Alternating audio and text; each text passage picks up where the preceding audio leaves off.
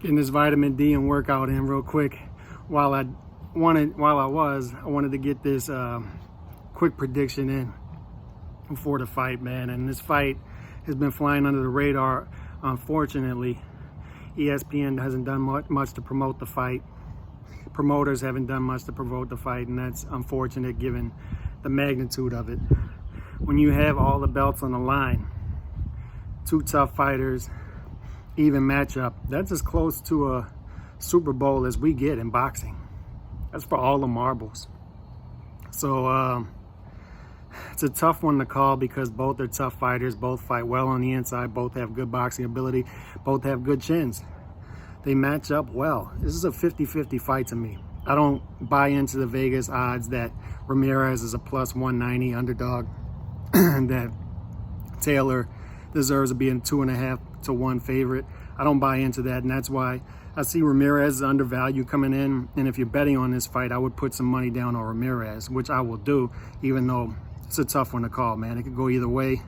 I sort of like 51-49 lean Taylor, and I've been going back and forth on this all week. I was on with G Funky and D Style earlier in the week talking about it, and at the time I was kind of leaning Ramirez. Now I'm kind of on fight day kind of leaning Taylor. So I'm gonna just throw myself out there a little bit here and go with Taylor by decision, just because even though the thing that makes me question that is the judges, I feel American judges will lean towards Ramirez here.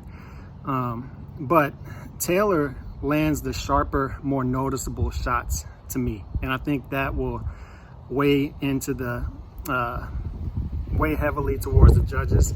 They'll see those crisper, shorter shots seem to score better with the judges. And Ramirez is a little wider with his punches. And if you look at their styles on the inside, Ramirez squares up more on the inside and leaves himself open for particularly uppercuts.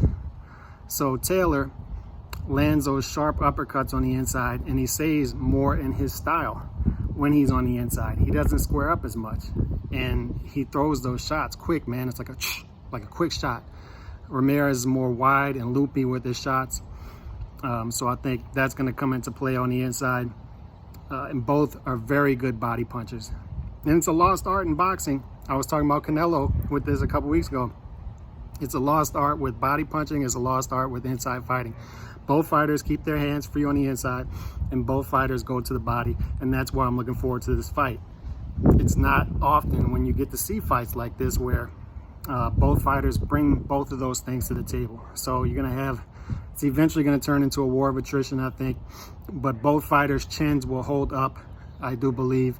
And I like Taylor by a slight decision, but man, I'm not confident about that. This is a 50-50 fight. I am betting on Ramirez plus 188 though, because he is undervalued there. This is a 50-50 fight, man. Ramirez doesn't belong at plus 188. This is like Neri Figueroa last week, where Figueroa was an underdog, was a pretty sizable underdog and won the fight. This is like Valdez-Burchelt when Valdez was a heavy underdog and still won. I think Vegas once again is undervaluing a fighter here, and that's Ramirez. So I like Ramirez with the betting odds. I will be betting him. So that's my quick rundown on it, man, and I'm looking forward to this fight, and I'll drop a post-fight after.